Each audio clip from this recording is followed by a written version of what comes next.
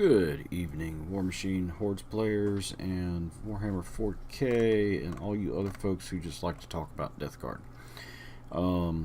This will be my latest edition of my chill and chat. Essentially what I like to do with these, or paint-a-sode as Mr. Malorian used to call them, is you go get a cup of coffee, a beer, build some models, paint some models while I sit here and talk into the microphone for a few minutes. Earlier this week I posted up that I was in need of questions, so let's get to the questions straight away. The first one from Al's Wood Modeling Mayhem. How's the cold?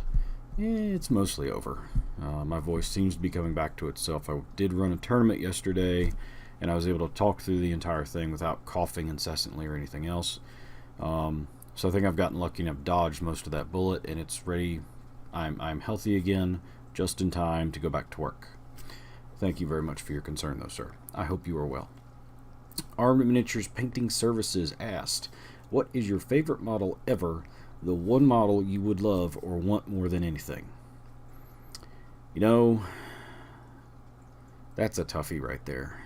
There are a lot of beautiful, gorgeous models in the world, including War Machine Hordes, Warhammer 40k, Warhammer Fantasy, Dark Age, just everything, all the models that are being produced right now. There are so many models, it's not even funny. I would have a hard time picking a top. I could probably give you a top 3, in no particular order. Top 3 would be a model that is not out yet. If they ever make Leman Russ, or no, not Raymond, the Primarch for the Space Wolves, whose name escapes my immediate memory, which I think is Leman Russ. It has been so long since I played Space Wolves, it's not funny. If they ever made that model, I would have to buy it and paint it. And I may never ever use it, but I would have to buy it and paint it just because I am a Space Wolves nut. If it wasn't for the fact that easily 3/4 or better of the local meta of Warhammer 40k were Space Smurfs or Space Marines of some shape, form, or fashion, I would probably still be running Space Wolves. That, and if I hadn't have sold them like 6 years ago and then regretted the choice later. Comments on that.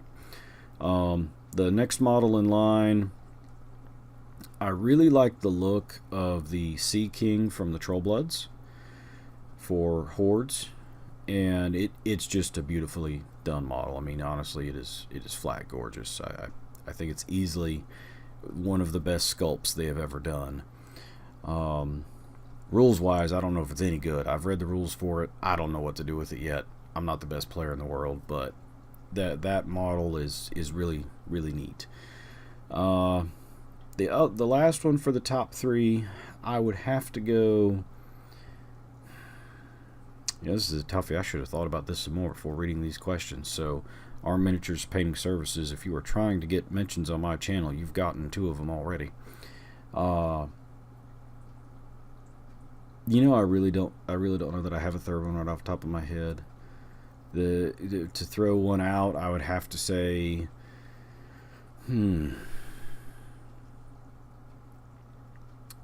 There are just so many that are so pretty and so well done when they're painted properly. Nowadays, it's hard. I've got it. Any of the War Machine Colossals, short cricks. So that's Khador, Protector of Menoth, Signar, or Mercenaries. Any of their Colossals are easily some of the best models I've seen in a long time. I would have to say of those, it's the Galleon, probably at the top of that group of models, and then you've got, I would have to say it's a tie between Signar and Protector of Menoth because of the details they have in the model. The Khador Jack, while it is a pre-model, it looks like they took a bunch of bricks and built their model, which is kind of what they do anyway. So anyway, there's your answers. Hope it helps. May or may not. Don't know. Want more than anything. Haven't seen one that I've just looked at and said, I have to own this. I will throw money at it. Well short the Leman Russ Primarch that I mentioned earlier.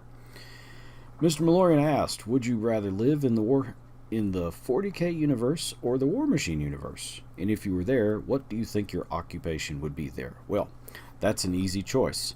I would much rather live in the War Machine universe, because in the 40k universe, you die repeatedly to horrible things that possess your soul, your mind, plagues, exterminatus, just because you're a guy who's putting a bullet into a gun or into a manufacturer making stuff, and your Imperial allies decide, well, we have to destroy this planet to save the rest of the system, so you die. Or Tyranids show up and they just eat everything and you die. It's a lot of you die. I don't know why, but it is. So definitely not the 40k universe.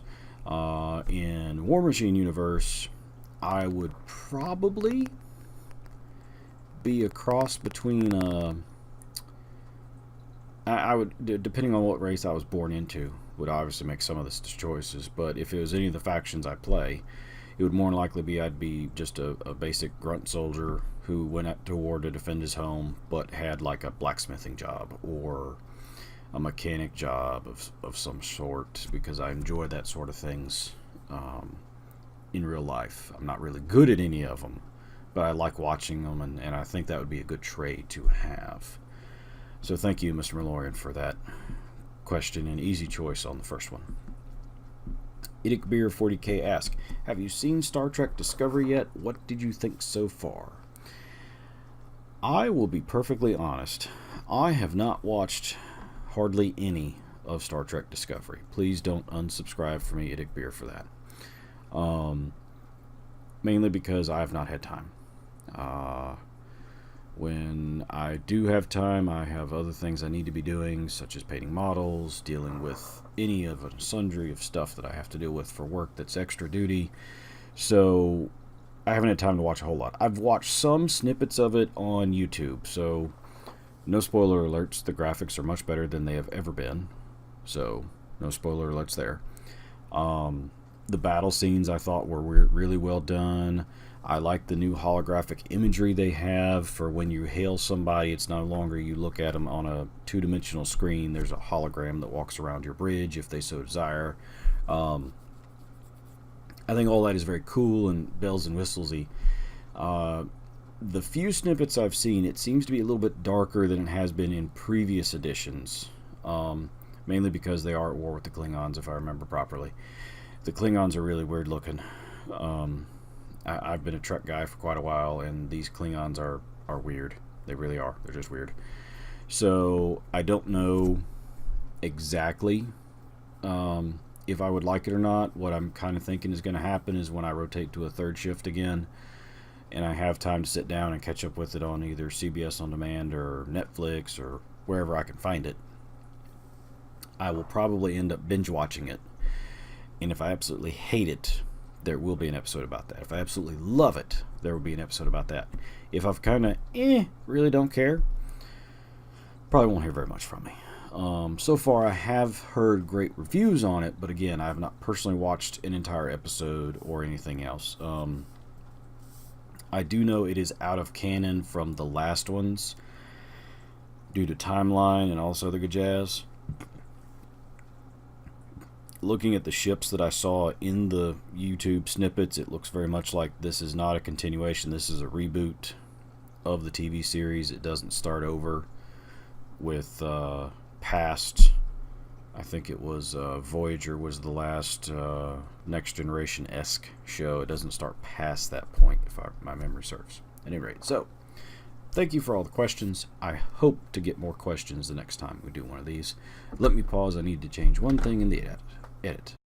Alright, I had to extend my time on my picture up here so that at least I wouldn't be looking at a weird thing on my screen when I went over time. At any rate, so the sit and chat part. Latest thing from Privateer Press, they have their Black Industries, Heavy Industries thing where you direct order huge base models from them. So the first one up is going to be the one that every Minions player has wanted for a long time, their own personal Drocodile. And they actually called it a Drocodile, which is good because every Minions player has wanted it to be a Drocodile. I don't know the rules for this model, but the model looks nice from what I've seen of it on their website. And it's a ginormous alligator, so I guess you really can't screw up a ginormous alligator too much.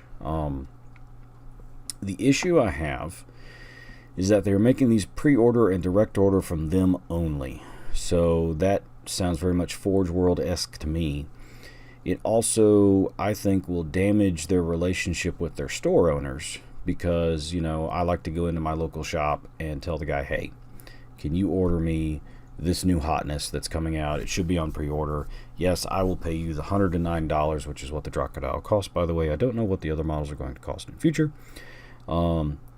It does cost $109. I will prepay you. You order this model, I will buy it from your shop.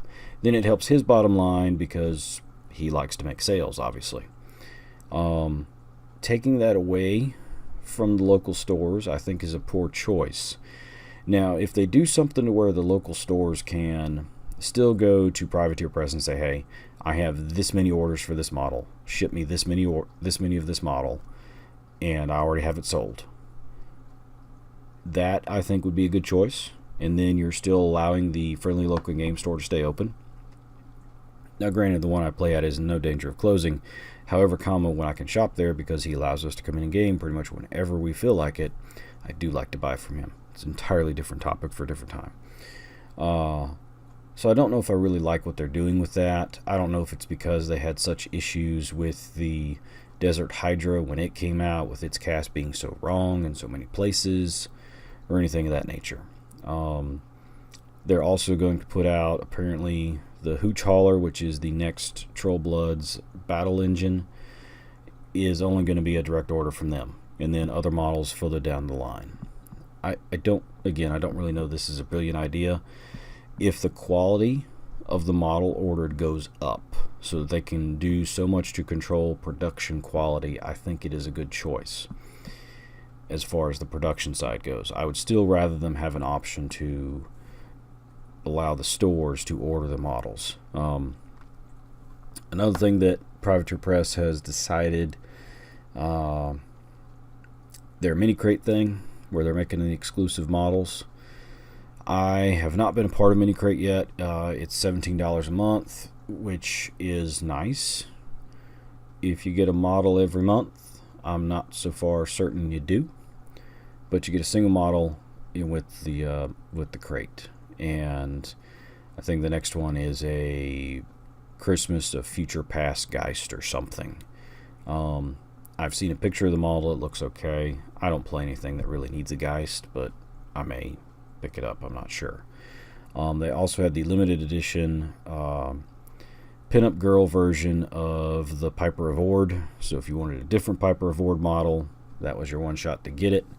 I'm sure they will show up on eBay at much increased rates. They've also got a... Yeah, that's it with the mini crates. I don't know that I like these exclusive models going to their two subscriptions. Because if you get a model every other month, then it's, $30 for one exclusive model. I can spend $30 and get a Warjack. Well, depending on what I'm buying and where I'm buying it from, maybe I'll spend that amount of money on like a Warjack or a Warbeast or a character, or pay for half of the unit of models. The other thing they've got going on, War Machine Weekend is coming up, so they are going to be doing a exclusive model for War Machine Weekend. It is going to be a troll model substituted for a raider, one of the new units that will be dropping next month. They have shown it on their little paint and chat that they have. It's a cool looking model. I mean, it really is. And if I end up with 20 extra bucks next month, I may end up purchasing it, and maybe even two of them, and giving one away as a prize at an event I won, or an event I run. I don't win the events I run at. That would be cheating. I do not like to cheat. So there's that. Otherwise, I don't really know where War Machine's going right now with the CID, and one of my buddies who plays far more competitively than I do. I barely can hold my own some days. The newest CID always seems to be the most powerful when it drops.